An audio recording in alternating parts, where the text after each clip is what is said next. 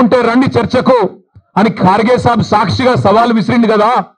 కేసీఆర్ వస్తాడా, కేటీఆర్ వస్తాడా, ఎవరు వస్తారో రండి అని తొడగొట్టిండు కదా.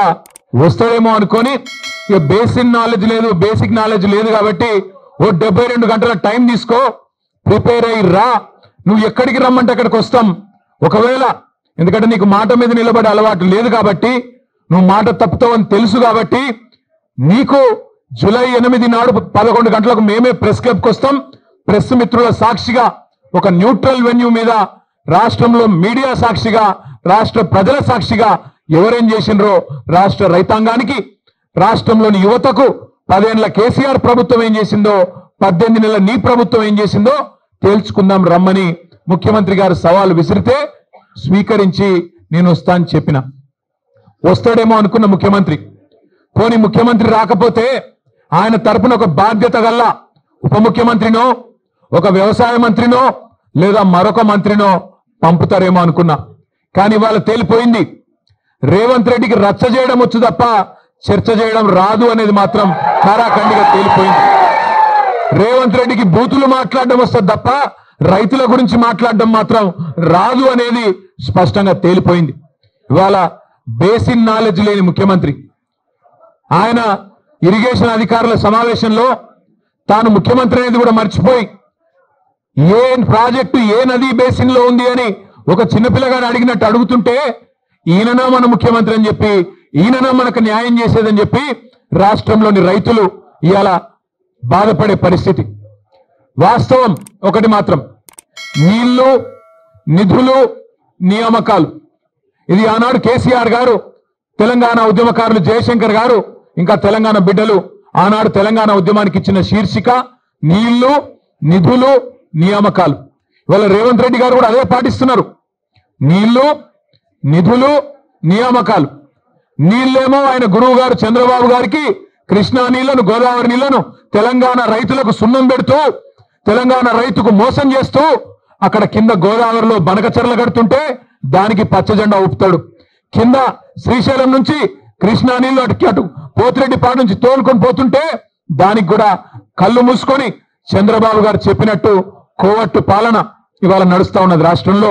నీళ్ళేమో ఆంధ్రాకు పోతున్నాయి, నిధులేమో ఢిల్లీకి పోతున్నాయి. ఈ నియామకాలు ఆయన తొత్తులు కొంతమందికి ఇచ్చుకొని వాళ్ళనే చూసుకొని మురిసిపోతా ఉన్నాడు. నేను అడిగిన ఒక కాంగ్రెస్ నాయకుడు ఫోన్ చేసిండు, ఎందుకన్నా ఇదంతా అని. నేను అడిగినా, మరి మీ ముఖ్యమంత్రి పిలిచిండు కదా, ఎక్కడ పోయిండు అన్న ఢిల్లీకి పోయిండు అన్నాడు. ఎందుకు పోయిండు, ఏమిటి పోయిండు అని నేనన్నా. ఎరువుల బస్తాల కోసం పోయిండు అన్నాడు. ఎరువుల బస్తాల కోసం పోయిండట. ఎట్లుందంటే ఇది, వెనకటికి ఎవడో తాటి చెట్టు ఎక్కిండట. ఎందుకు ఎక్కినా తాటి చెట్టు అంటే దూడకు గడ్డి కోసం ఎక్కిన అన్నాడట. రేవంత్ రెడ్డి ఎరువుల బస్తాల కోసం పోయినట్టు ఎవరైనా నమ్ముతారా రాష్ట్రంలో? రేవంత్ రెడ్డి ఏ బస్తాలు తీసుకొని పోయిండో ఢిల్లీకి అందరికీ తెలుసు.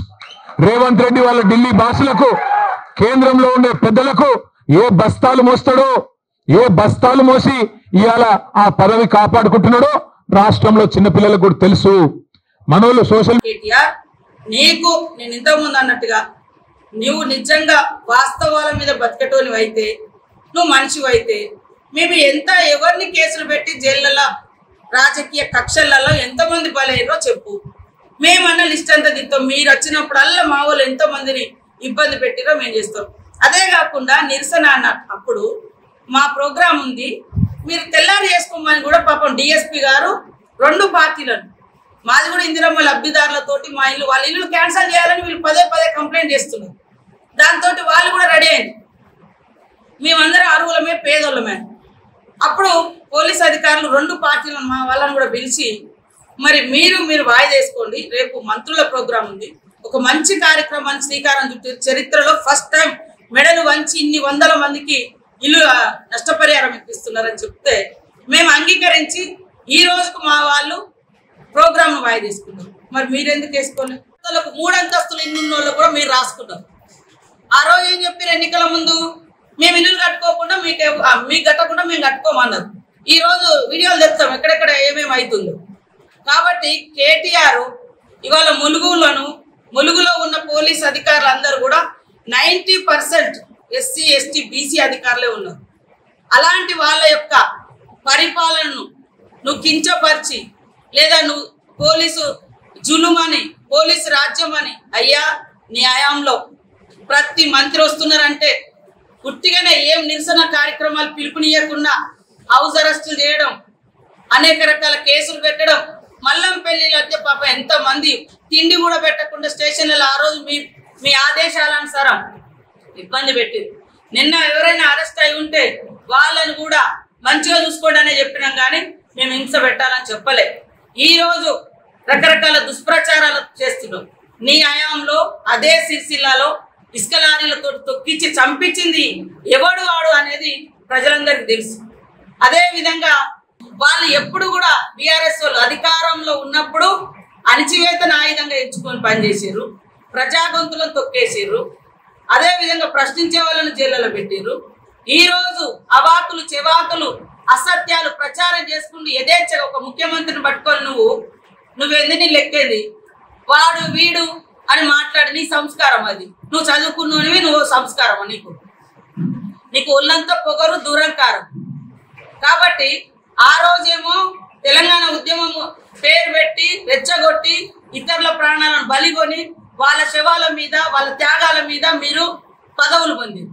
ఈ రోజేమో మీరు పోరాటాలు చేయకుండా, మీరు సమస్యల మీద బయటికి రాకుండా మీరు మాత్రం అంటగాగుతూ మేము చేస్తున్నటువంటి అభివృద్ధిని అడ్డుకోవడం కోసం 5,000 ఇల్లులు ఇచ్చినాం. నువ్వు ఇచ్చుంటే సంవత్సరానికి 1000 ఇల్లులు ఇచ్చుంటే ఈ ములుగు నియోజకవర్గంలో 10,000 ఇల్లులు వచ్చేది. కనీసం 1000 ఇల్లులు కూడా నువ్వు కట్టేయలేకపోయినావు 10 ఏళ్లలో.